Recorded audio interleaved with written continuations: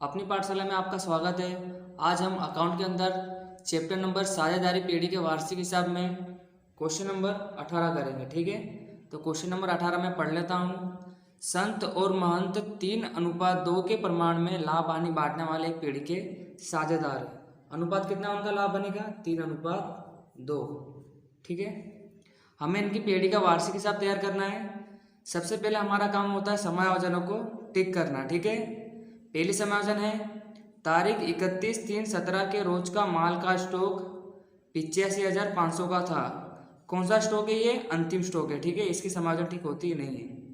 दूसरा है प्लांट यंत्र पर 15% और फर्नीचर फिटिंग्स पर 7.5% की दर से घिसाई गिनी है। तो हम प्लांट और यंत्र पर टिक कर लेंगे और फर्नीचर पर टिक कर लेंगे। ठीक है, देनदार पर 2000 डूबते अनामत रखी है, तो हम देनदार पर टिक कर लेंगे। साझेदारों को पूंजी पर 6% ब्याज देना है। ठीक है, तो हम पूंजी पर टिक कर लेंगे उनकी। आगे लिखा है अदद खर्च। अदद खर्च का मतलब होता है चुकाने बाकी खर्च। अब कौन से चुकाने बाकी खर्च है? सबसे पहला लिखा है उत्पादक मजदूरी, तो उत्पादक मजदूरी पे हम टिक कर लेंगे। दूसरा है विज्ञापन खर्च, तो विज्ञापन खर्च पे हम टिक कर लेंगे। तीसरा ऑफिस वेतन, तो वेतन पे हम टिक कर लेंगे। लास्ट है टेक्निकल खर्च, तो हम टेक्निकल खर्च पे टिक कर लेंगे। ठीक है, अब यहाँ पे हमने सभी समायोजनों को पढ़ लिया है। अब सकल तलपट में जितनी भी बाकियाँ दी गई है सभी को हम खाते में रखेंगे। ठीक है, सबसे पहले हम देख लेते हैं जमा बाकी को। यहाँ लिखा है पूंजी खाता। पूंजी खाता हम कहाँ लिखते हैं?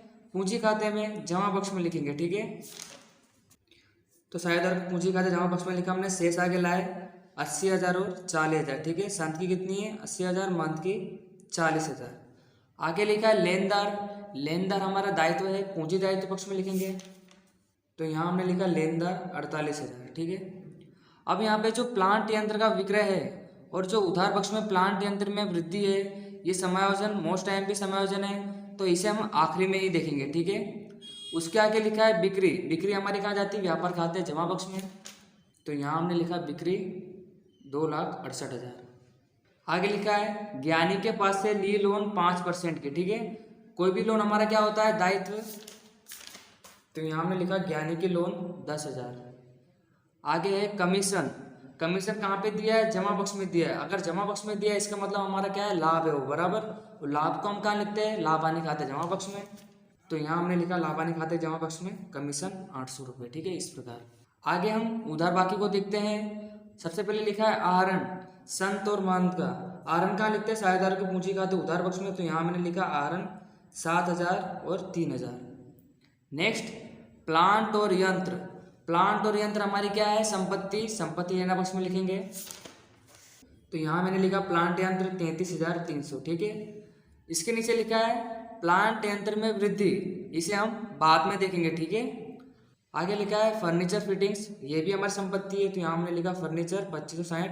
समायोजन इसलिए रकम अंदर लिखी। ठीक है, नेक्स्ट है देनदार। देनदार भी हमारी संपत्ति है, 64,940 समायोजन है। आगे विज्ञापन खर्च, कोई भी खर्च हमारा कहा जाता है लाभ हानि खाते उधार पक्ष में, तो यहाँ हमने लिखा विज्ञापन खर्च 13,248। आगे लिखा है रोकड़ शेष बैंक।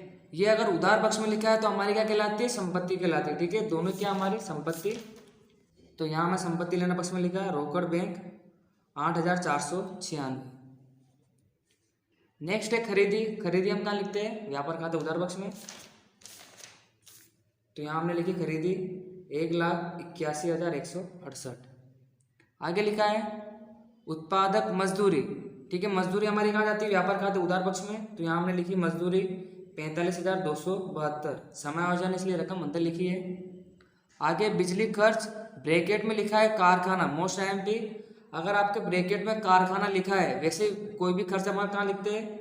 लाभ हानि खाते उधार पक्ष में, बट ब्रैकेट में लिखा है कारखाना, और कारखाना कहाँ से रिलेटेड होता है? व्यापार से, इसलिए हम कहाँ लिखेंगे? व्यापार खाते उधार पक्ष में लिखेंगे। ठीक है, बिजली खर्च 4,296। ठीक है, आगे लिखा है भाड़ा और कर, और ब्रैकेट में लिखा है ऑफिस। अगर ऑफिस का होता है तो हम कहाँ लिखते हैं? लाभ हानि खाते उधार पक्ष में, तो यहाँ हमने लिखा भाड़ा कर 872। ठीक है, अगर कारखाने का है तो कहाँ लिखेंगे? व्यापार खाते उधार पक्ष में, अगर ऑफिस का है तो लाभ हानि खाते उधार पक्ष में। नेक्स्ट फिर से दिया है भाड़ा कर, बट इस बार दिया है कारखाने का, तो कारखाने का हम कहाँ लिखेंगे, व्यापार खाते उधार पक्ष में। तो यहाँ हमने लिखा भाड़ा कर 9,384, ठीक है। तो आप इन बाकियों को थोड़ा ध्यान से समझिएगा, ठीक है। अगर कारखाना लिखा है तो व्यापार खाते उधार पक्ष में, अगर ऑफिस लिखा है तो लाभ हानि खाते उधार पक्ष में। नेक्स्ट लिखा है प्रारंभिक स्टॉक, प्रारंभिक स्टॉक कहाँ आता है हमारे, व्यापार खाते उधार पक्ष में। तो यहाँ हमने लिखा है प्रारंभिक स्टॉक 33,696। फैक्ट्री खर्च, फैक्ट्री खर्च किसका होता है, व्यापार खाते का ही होता है, ठीक है। तो यहाँ पे हमने लिखा फैक्ट्री खर्च 1780।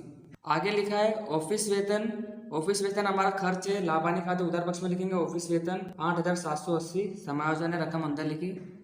आगे लिखा है दिया बट्टा, दिया बट्टा हमारा खर्च है, तो यही लिखेंगे दिया बट्टा 4,800, ठीक है। आगे लिखा है आवक माल गाड़ी भाड़ा, आवक माल गाड़ी भाड़ा कहाँ लिखते हैं हम, व्यापार खाते उधार पक्ष में। तो यहाँ हमने लिखा आवक माल गाड़ी भाड़ा 1700। नेक्स्ट लिखा है डूबत ऋण, डूबत ऋण हमारा खर्च है, लाभ हानि खाते उधार पक्ष में लिखेंगे। तो यहाँ हमने लिखा डूबत ऋण सकल तलपट 836। हमारे पास डूबत ऋण अनामत समायोजन भी, इसलिए मैंने यहाँ पे कोष्टक बनाया है उसका, ठीक है। नेक्स्ट यहाँ पे लिखा ऑफिस खर्च, ऑफिस खर्च हमारा कहाँ लिखेंगे, लाभ हानि खाते उधार पक्ष में, यहाँ पे जगह नहीं है। तो यहाँ पे अगले पेज पे लिखा है मैंने ऑफिस खर्च 2072, ठीक है। अब हम समायोजन को देखेंगे। पहली समायोजन जो है वो अंतिम स्टॉक की है। अगर समायोजन में अंतिम स्टॉक दिया तो सबसे पहले हम कहाँ लिखेंगे, संपत्ति लेना पक्ष में, और दूसरी एंट्री उसकी कहाँ जाएगी, व्यापार खाते जमा पक्ष में, ठीक है। 85,500, ठीक है। अब इसकी दूसरी एंट्री कहाँ जाएगी, व्यापार खाता जमा पक्ष में। नेक्स्ट लिखा है प्लांट यंत्र पर 15% और फर्नीचर पर 7.5% की दर से घिसाई गिनी है। अभी हम प्लांट यंत्र की घिसाई को बाद में देखेंगे, क्योंकि समायोजन IMP है इसकी। पहले हम फर्नीचर पर घिसाई दे देते हैं, ठीक है। तो ये रहे हमारे फर्नीचर, यहाँ करेंगे माइनस घिसाई 7.5%। इसका आप 7.5% निकालोगे तो रकम आती है 192, ठीक है। अब आप क्या करोगे, माइनस कर दोगे इसको, यहाँ पे आएगा 2368, ठीक है। अब इसकी दूसरी एंट्री कहाँ जाएगी, लाभ हानि खाते उधार पक्ष में।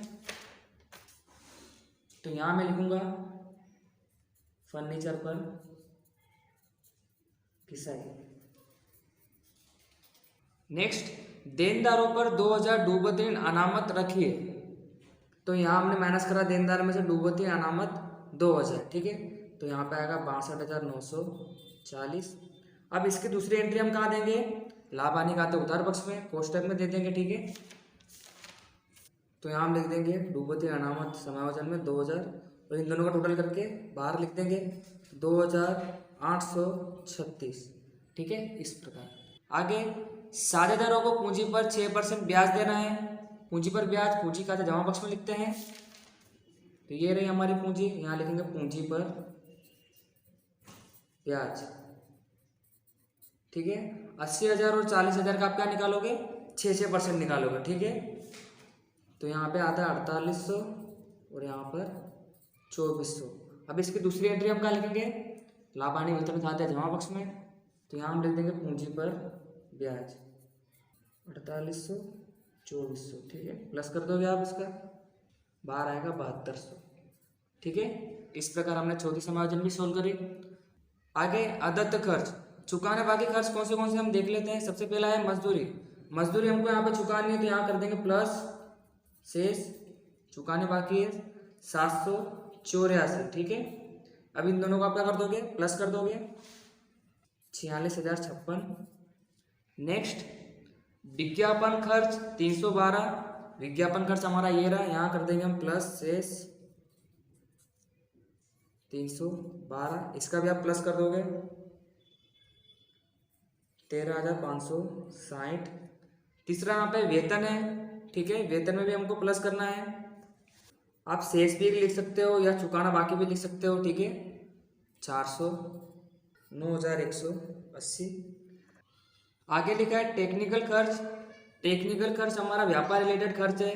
तो यहाँ पे लिखा हमने व्यापार खाता उधार पक्ष में टेक्निकल खर्च 400, इसको भी हमको चुकाना बाकी, तो प्लस कर देंगे शेष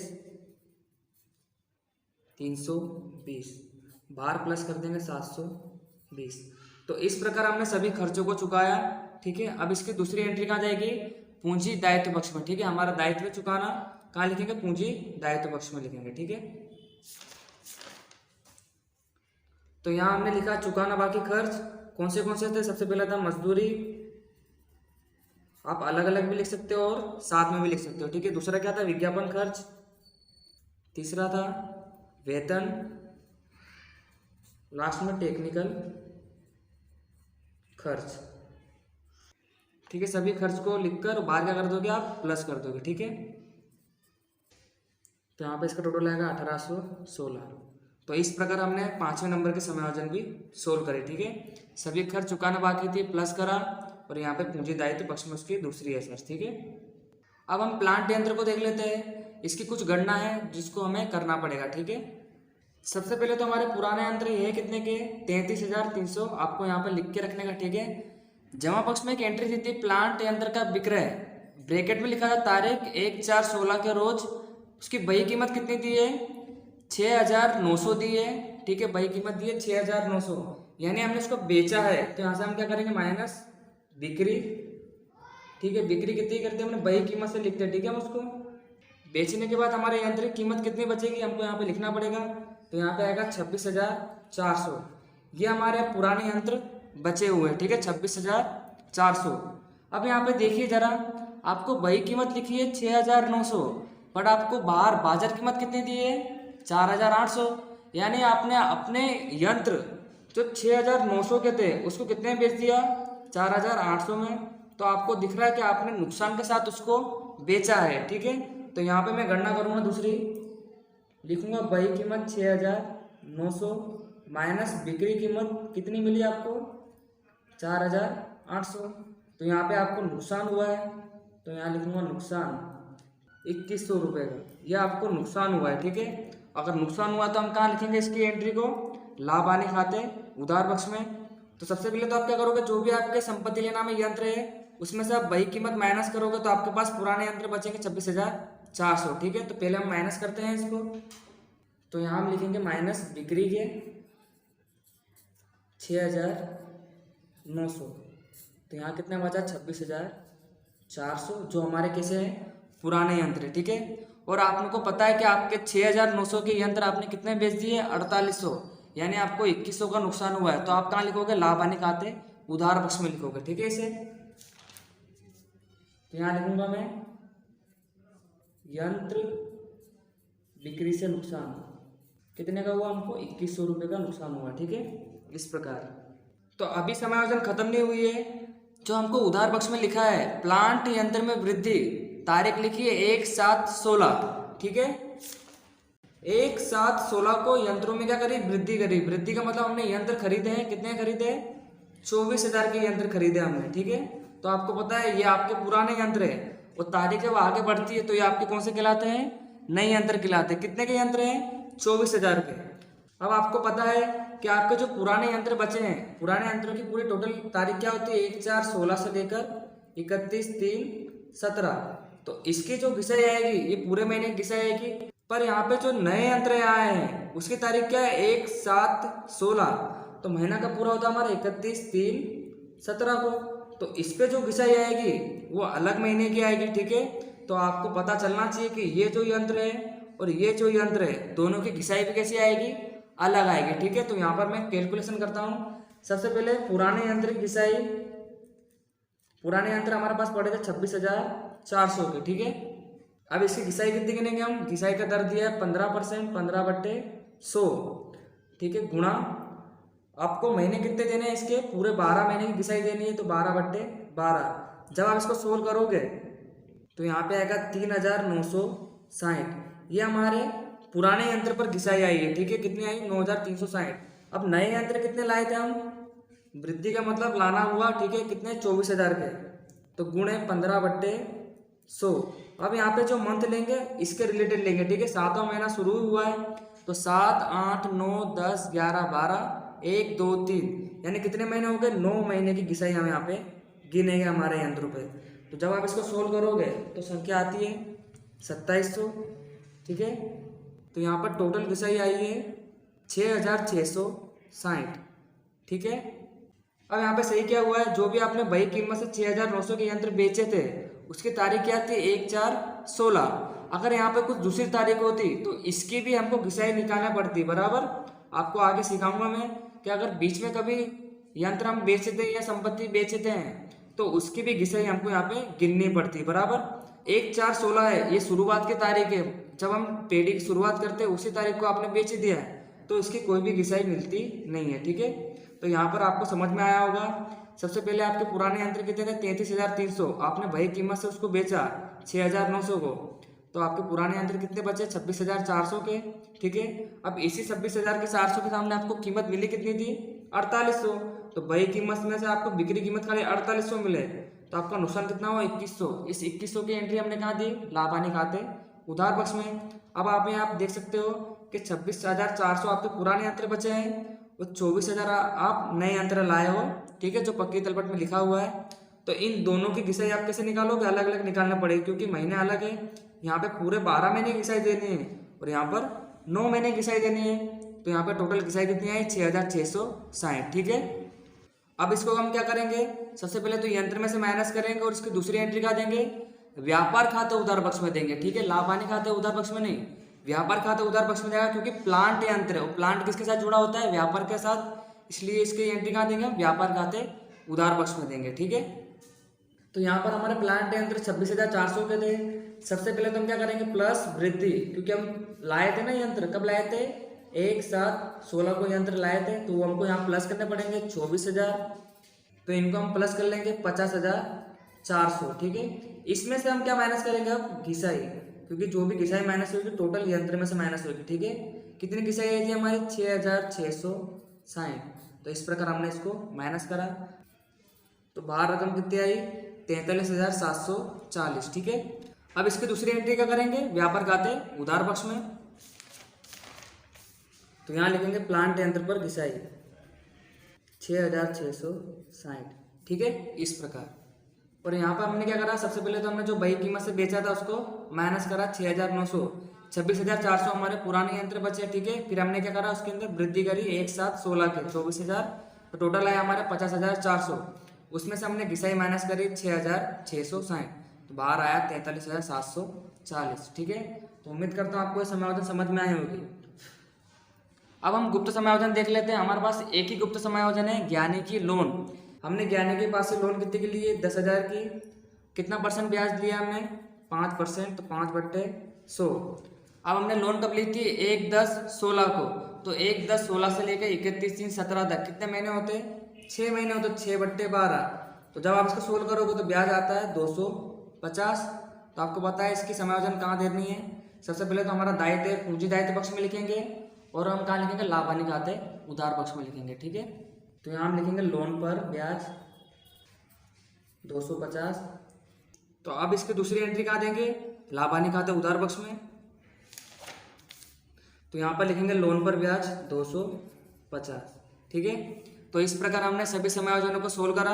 अब हम क्या करेंगे, खातों को बंद करेंगे, ठीक है। तो सबसे पहले हम व्यापार खाता बंद करेंगे। व्यापार खाते का जमा पक्ष का टोटल ही ज़्यादा आ रहा है, 3,53,500 दोनों तरफ लिखा हमने, ठीक है। अब आप क्या करोगे, इसमें से सभी माइनस करोगे तो आपके पास क्या आएगा, सकल लाभ 68,040, ये उधार पक्ष में निकला है। तो लाभ हानि खाते में हम कहाँ लिखेंगे, जमा पक्ष में लिखेंगे, ठीक है। तो यहाँ हमने लिखा सकल लाभ। अब आप क्या करोगे, ये खाता ही बंद करोगे। यहाँ पर भी जमा पक्ष का टोटल ही ज़्यादा आ रहा है, ठीक है। अब आप क्या करोगे, इस जमा बाकी में से सब माइनस करोगे उधार बाकी को, तो आपके पास क्या आएगा, शुद्ध लाभ, ठीक है, 32,978। अब ये उधार पक्ष में निकला है, हमारा शुद्ध लाभ हम कहाँ लिखेंगे, लाभ हानि वितरण खाते जमा पक्ष में लिखेंगे शुद्ध लाभ, ठीक है। तो यहाँ पे हमने लिखा, अब यही ज़्यादा है तो हमने दोनों तरफ लिखा। अब इसमें से आप क्या माइनस करोगे, ये 7,200, तो आपके पास क्या है, 25,778। ये आपके पास क्या है, वितरण पात्र लाभ, जो किसे बांटेंगे, अपने 3:2 में बांटेंगे, ठीक है। तब आपके पास आएगा 15,467, 16,311। अब ये उधार पक्ष में लिखा है, तो पूंजी खाते हम कहाँ लिखेंगे, जमा पक्ष में लिखेंगे, ठीक है। तो यहाँ हमने लिखा वितरण पात्र लाभ, ठीक है। अब आप पूंजी खाता ही बंद करोगे, जमा पक्ष का टोटल ही ज़्यादा आ रहा है, दोनों तरफ लिखोगे और इसमें से ये दोनों माइनस कर दोगे, तो आपको मिलेगी शेष आगे ले गए अंतिम शेष जो हमने यहाँ लिखी, ठीक है। अब इसकी दूसरी असर कहाँ जाएंगी, पूंजी दायित्व पक्ष में तो यहाँ हमने लिखा पूंजी खाता संत और महंत दोनों का टोटल क्या करा, बाहर लिखा। ठीक है, अब आपको पता है कि पक्की तलपट का टोटल कैसा आता है, समान आता है। ठीक है, तो यहाँ पर टोटल आया 2,03,044, 2,03,044। ठीक है, तो इस प्रकार हमने क्वेश्चन नंबर 18 को अच्छे से हल करा। तो उम्मीद करता हूँ आपको समझ में आया होगा। तो आज के लिए बस इतना ही, मिलते हैं नेक्स्ट वीडियो में। Thank you.